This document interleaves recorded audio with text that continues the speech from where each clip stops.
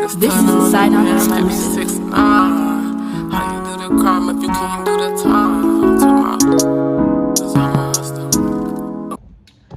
Hi guys. Okay, so I know the intro gave vlog, but this is gonna be more along the lines of a chit chat because I'm gonna be honest with y'all, I did not really vlog a lot this past week. I did more like short form content, but I just wanted to put that in the intro so that you guys can at least get like tidbits of what's been going on with me. Assume whatever from that preview. I'll get to like the nitty gritty in like a week or so. I just been having a lot going on. I really love putting out videos and content, but I'm a 9-to-5 girly. That's my bread and butter. So that will always get my attention, and I've just been having to do a lot of more intuitive work at my job because the kinds of accounts that I'm opening right now are pretty complex. So I'm not gonna go into a rabbit hole in regards to that, but I just handled my first estate planning case where I had to distribute assets and all types of stuff because somebody had passed away, one of our clients. So I had to handle their entire estate planning. Fun stuff, you guys, fun stuff. You never want to mess up somebody's estate because that's what they're passing on to their children. I felt the pressure, but I got it done. But yeah, so I'm here with y'all and we're gonna do a nice little chit chat about things I wish I knew in my 20s. All right, guys, so I like put that light on back there because I felt like it was kind of dark. And then I also got my notes because we're gonna get into some things in this video. I usually don't do chit chats. The last one I did, and the only one I did, was the about me, and I think that I don't really need notes to talk about myself, so that was a little bit different. But now we're gonna be discussing things I wish I knew in my 20s. So first and foremost, be a leaver. Be a leaver. Leave sooner. I think one thing that I've definitely gotten down packed is now for sure, is that as soon as there's like that first offense, you know how like in baseball they always said 3 strikes you're out, and I think that a lot of people correlate that type of mentality in their everyday life. Like if somebody messes up 3 times, they're out. If someone messes up once, maybe twice, you can give them a second chance if you want to, but if somebody messes up once, usually they're bound to do it again, especially as we get older. Usually who you are by like 30 is who you are. I'm not saying people can't change, but it's very rare. So I think if I could do my 20s over, I would not have been so gracious with people that were not as gracious with me. I would give people grace. I would accept apologies over and over, and I think me giving people grace didn't really do anything for me per se. Like all those people ended up disappointing me again, to the point where it's like I don't really speak to them. So I would say if you are 21 years old right now and you are watching this, if he's doing something that you've expressed that you don't like and he keeps doing it, you have to actually, oh, is this something I can take? If a family member is, if your friend is, like, you have to kind of have those conversations with yourself. But take it from me, as soon as it happens, just, you know, and it doesn't have to be a fight. It can just be, you know what, all right, bet. Sometimes that's all you really can give to the situation. So my girls, in your 20s, you have so much life to live. Even if you're in your 30s listening to this, you have so much, you know, life, and God gives you one life. You don't need to keep dealing with people doing the same exact thing over and over again. Be a leaver. If there's something I could tell myself, I would have left situations a bit sooner. Number 2, with the climate of America right now, this is like for everyone, actually. This isn't just for girls in their 20s, but since you guys are a bit younger, you should start sooner. Save your money. Save your money, save sooner. Don't believe in flex culture. A lot of people are going on vacations with credit cards. There's so much stuff that's going on right now that you really can't believe a lot of things that you see online. And at the same time, you shouldn't be worried about what anybody else is doing, to be quite honest. But I will say, with, you know, just reading articles about how much credit card debt Americans are accumulating, a lot of people's vacation funds are from credit cards. I would say the best thing is to not worry about trying to keep up with who and, you know, post whatever's fly or I don't care online. I got like, people would say things to me about how like, oh, you know, people are passport junkies now, because I kept going back to Miami. But at the time when I was going back and forth, I'm in my 20s, I didn't really have the funds to be going out of the country, because I don't really believe in like racking up a whole bunch of credit card debt to travel. I'm more like how in olden times people would set aside money for the trip that they're going on, because I just don't like financing stuff that I've already done. Like if I come back from, let's say, Paris, something like that, if I come back from Paris, I'm not trying to finance paying off the vacation that I had months ago. Like, I don't know about y'all, but I don't have time for it. So I would say this to say, go on vacations, but make sure you have vacation fund. Go on vacations and make sure and ask yourself, are your bills paid? Is your emergency fund at least like $3,000? Like things like that, you know, are you putting towards, you know, retirement? Certain things like that, because I have to ask myself those questions as well before I say, okay, I deserve a trip. Save sooner, save sooner. No one is coming to save you. We are in some different kind of times right now. So that was number 2. Number 3, do for others, but don't overwhelm yourself doing so. Learn how to say no. This is something that I've just recently got good at. Like, I have such trouble saying no that sometimes the only way I can say no is by just not answering my phone. Because if somebody gets me on the phone asking me for something because of my heart, I'm just gonna say yes. I might not even have the time. I might not even have the resources. I might not have the funds to help this person, but like, I'm just gonna say yes. Or if I do help this person, it's gonna put me in bad shape with things that I got going on. So I would definitely say, learn to say no. Please, my people pleasers, my good-hearted individuals, learn how to say no. There's been so many times where I've said yes to things, and I believe firmly in standing on your word. So if I do say yes to something, I do it.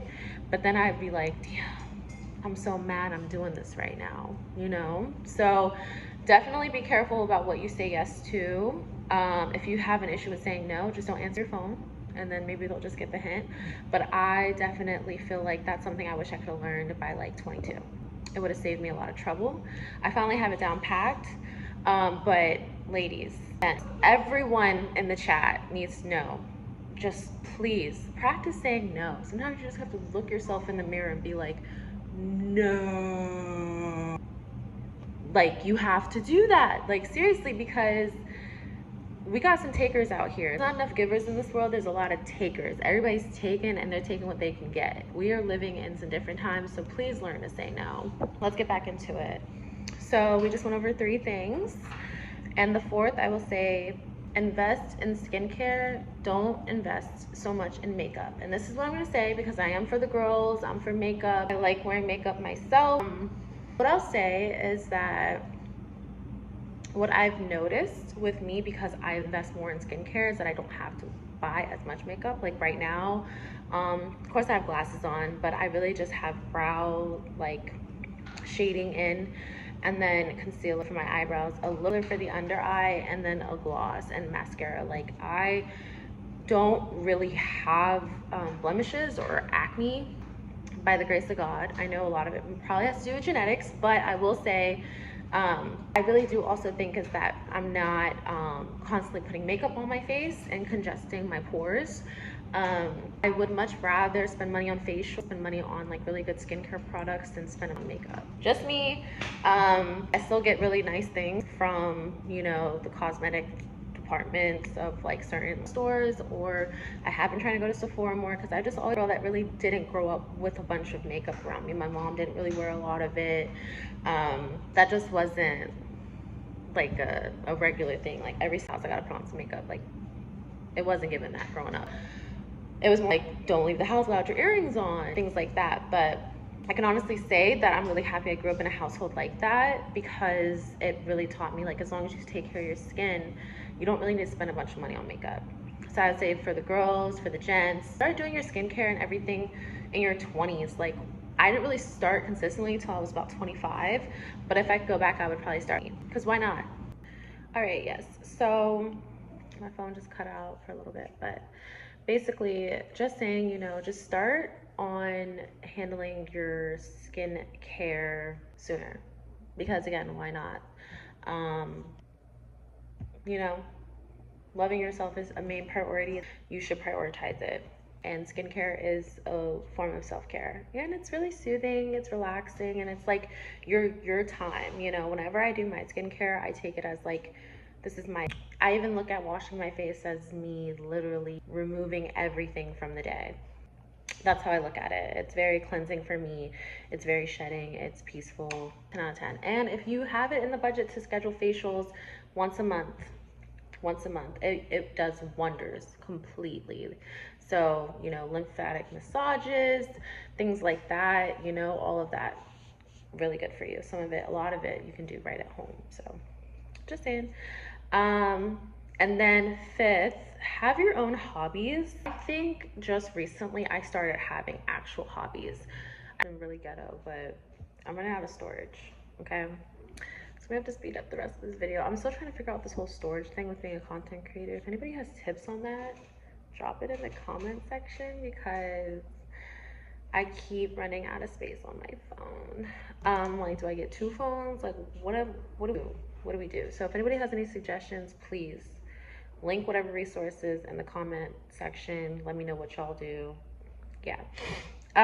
So I want to talk about how it's very important to also have hobbies. That was my fifth tip on the list. I feel like when I was in a long-term relationship, I just didn't have hobbies. I'm gonna be completely honest. I mean, I did, but I wasn't really like passionate about them. I didn't really make that much time for them. They were just kind of like stuff I would do just because. It didn't really have a lot of purpose behind it. And I will say that's just kind of how I am. I definitely give love or girls. So when I'm in a relationship, I just want to be under my man. That's all I want to do. But ladies, and if you're in a relationship, you have to have your own life. Like, you need to have things that you enjoy doing apart and separate from your person. And I think this just makes you much more well-rounded, independent individual. And you know, your person's actually going to appreciate you for having these hobbies and things that you like to do, these really healthy habits. They're going to appreciate and see that in you, and maybe it can motivate them to have more hobbies as well. So I will say, you know, I wish that I knew the importance of actually having those types of activities for yourself sooner than 28, because that's when I really started to kind of build that for myself. And I wish that it didn't take me until I like became like single, you know, to tap into that. I should have been tapping into that while I was in a relationship. So that's just like my tidbit. I really do feel like it keeps me very happy mentally to have my own hobbies. So I wish I would have started that sooner. Number 6, learn to walk away from situations silently. Not everything needs to involve a crash out. So that's number 6. Walking away silently from situations and just like not crashing out. I feel like number 1, I was talking about how you should just leave a situation and know when to leave. But number 6 is like, when you do end up making that decision, learn to just do it on like some silence kind of vibes, just because silence is a killer, you know.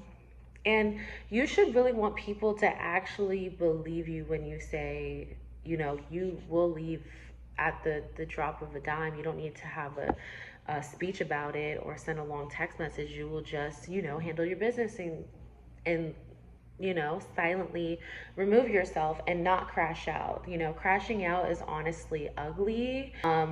It's giving energy to the source, whether you're being negative towards them or, you know, positive, whatever. You're still giving energy, even if you're dissing them and everything you're saying is true. When you're crashing out on them, you're giving the source energy. And honestly, when someone's trying to take your energy, they don't care if they're getting bad or good energy from you. They're just happy to be getting your energy. So silently leave situations. Don't crash out. Crashing out is ugly. You don't even want somebody to have proof that you crashed out. You want to act like you just don't care. You just want to act like you don't care. To be honest, that's really how you should hold it. Like, cool, I'm chilling. So yeah, no crashing out, just don't. I feel like I did crash out in my early 20s, mid 20s, and Jesus, like emotional control is really such a weapon, and it's priceless. You know, act out of logic and not emotions, because you just always win that way. You always win when you just leave a situation like, okay, whatever. And honestly, not all bridges have to be burned. You don't have to go off on somebody and say the most wild, out of pocket, disrespectful things imaginable to a person and then be like, okay, we're not friends no more. Sometimes you don't even have to have a conversation about not being friends or cool with somebody no more. You just not cool with them. I remember telling one time after I told them about some crazy thing that I had done, I didn't crash out, but I burnt a bridge with somebody so bad that like it just didn't need to end that way. And my family member was like, you know, just future reference, not everything has to be this like burned bridge. Not everything has to be so dramatic, like because how are you gonna feel if you're out in your city and you see this person that you crashed out on? Like, you know, it's just not that deep. Like, okay, you disagreed, cool, whatever, next, move the fuck on. It's not that serious. So that is so important. I would say people in their younger 20s learn to just walk away silently, because that's really what that's the nail. That's how you hit the nail on the head. That's how you case close. Like, that's the cool way of when you just you chill and you're just not fucking with somebody. It's really not that. And you always want to go by like, you hold yourself up to such a certain standard that people have to watch how they talk to you, because that could be the last day they're talking to you. And you don't even have to announce it. You ain't got to tell them that it's their last day talking to you. You already noted, okay, this person just disrespected me. This is the last time they're going to ever talk to me. And you just move on with your life. And they don't even know it's the last day they're talking to you. They still think they have an opportunity to be disrespectful to you next week. Like, but the whole time when they reach out to you, you're not answering. So that's the way to do it.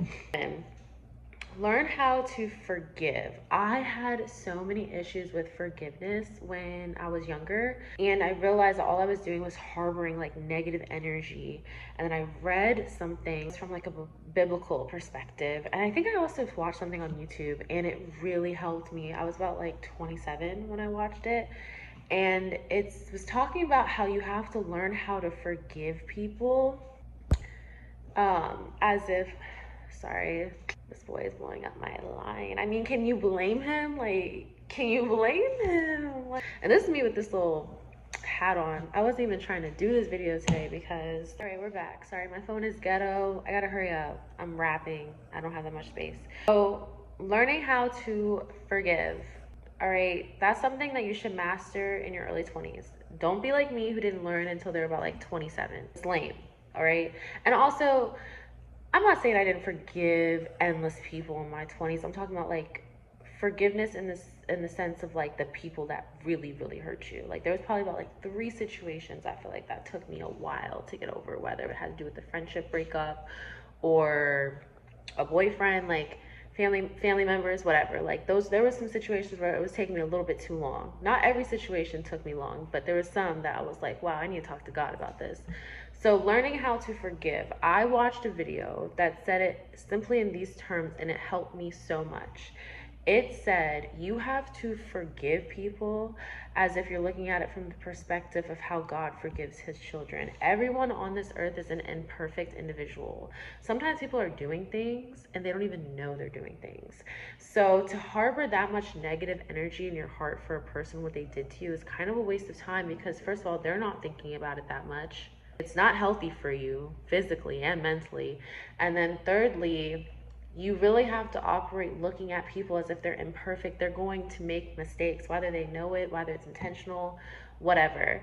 And it's really just not that deep. Sometimes people are just meeting you in their lives as deeply as they've met themselves. And sometimes you've met yourself so much deeper that no matter how deep a person can go, it's just never going to be as deeply as if you met yourself. So sometimes people are just not aware of like their actions and what they're doing to others. And it's just not for you to understand. The only thing that you need to do is just forgive and look at the situation as if this human is God's creation. They are still a beautiful person, even though they may have wronged you. And it's just not something to take so personally. Maybe they're going through something in their life. And all you should do is just pray for yourself to be able to forgive it. And then maybe pray for them to just not do the same thing to somebody else, you know? So, or pray for them through whatever they may be going through because of how they hurt you. Hurt people. So that really helped me when when I looked at a perspective of like God and how God went through so much. People turned their back on him, you know? They outcasted him. And essentially, he still loved everybody, you know? And I think that that's the best kind of like perspective to kind of look at it in regards to like just not harboring any negativity in your heart. It's just not healthy for you. 8 would be find a passion that you can actually profit from. I do feel like I had a lot of trouble in my early 20s figuring out what I'm good at because I just didn't know. I felt like everybody else had a skill set and I just went to school, went to college, got a job, and I'm happy that now I'm doing content even though I'm not making money off of my content currently. It's not really about the money, you know? I would love it if this turned into something that I could profit from, but I will say I do like editing videos. Even if somebody ever were to find my channel and say, hey, you know, we want to hire you to edit videos for our company, I would love that, you know? So I do kind of feel like I am having a bit more of a passion with editing videos. If I'm not even able to make my YouTube career into a profitable business, at least I'm putting these videos out. Maybe a company will see them one day and be like, you know, she's really good at editing videos. She knows how to align music with certain scenes and takes. So I would hope that somebody could peep that and be like, let me put her in position to make some money. So that's a way that a hobby or something that you're good at can be profitable. So yeah. And then also, lastly, invest in a journal. Stop spilling your tea online. Nobody cares. Actually, somebody's probably screenshotting it and sending it to their best friend. Invest in a journal. This is one of my journals. I have so many journals. I've always journaled, so this is probably not something that I needed to know in my 20s since I've been doing this since I was a little girl, but I feel like that is something that I wanted to just let everyone know who's watching, because I feel like I get online every single day and I just see people tell their business. I actually had to deactivate my Facebook because it was so ratchet. Every single time I would get on Facebook, I would just see somebody else like spilling their tea. Oh, my baby daddy did this today. Oh my gosh, my neighbor tried to run me over. Like, you know, just nonsense. So when your neighbor tries to run you over, write how you feel in a journal. Write it down, process it. Like, this is the healthiest coping mechanism, is a journal. So I am just happy you guys are listening. I hope that this was helpful, and I look forward to doing more chit chats with y'all. So get into the nails. So I know I did a short form content. You guys, this is a month after I got my nails done. Look how good they still look. Like, my sister Kaylee on the nails, y'all, this is so good. I'm like, I can't believe this is a month after. The jewels and everything are still on here. So I will be linking her stuff in the details box, because I mean, just get into it. Like, a month later, that is so good. She's definitely my new nail tech. So yeah, but love you guys. Thanks for being here, and hope you enjoyed it. Bye. Shorty lurking on my page, better watch me flow. Hit the boomerang face like hibachi stove. I love dealing with a rich nigga, cause he gon' trick, I'm a trick, but he gon' trick bigger. Just fear, how many fuckers you saying? These fuckers weird, you a bottom feeder. Me, I'm